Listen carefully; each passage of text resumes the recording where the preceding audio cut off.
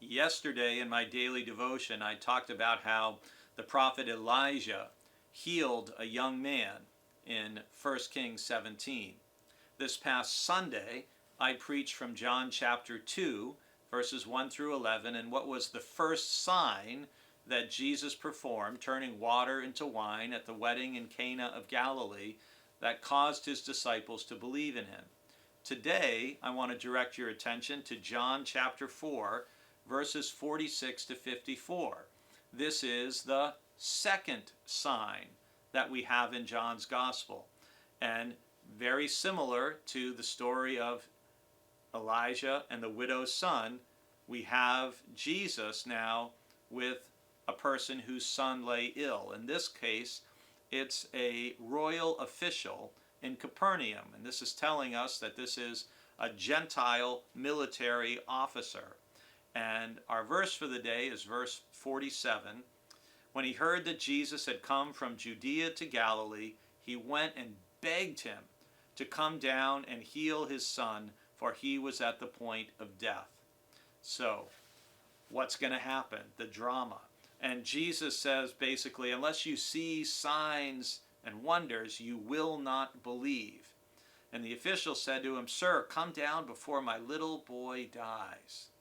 You imagine as a parent the extremity and the desperation you would feel, like your child is slipping away, and Jesus is your last and best and only hope.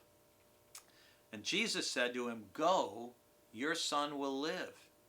And the man believed the word that Jesus spoke to him and started on his way. And we learn that he's on the way home, and he's making that journey back, and he meets a slave of his who tells him his child is alive. And he asked them the hour when he began to recover, and they said, "Yesterday at 1 p.m, the fever left him." And the father realized this was the hour when Jesus said to him, "Your son will live." And so he came to believe along with his whole household. And we're told this is the second sign that Jesus did after coming from Judea to Galilee. So part of why I chose this passage is to kind of show, as we're going through John's Gospel, I think it's helpful to hear some of these signs and why they cause people to believe, and also to see the parallels to the Hebrew Bible and the example of the great prophets Elijah and Elisha and the commonality with Jesus. But for you and for me, it's frustrating. We all have had physical things that we pray for and they aren't healed.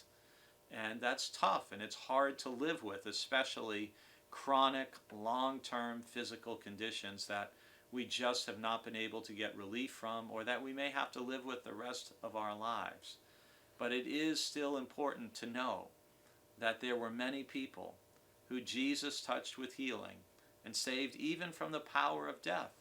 And that's part of why people came to believe that he was the Messiah. And we believe that Jesus still has power to heal today.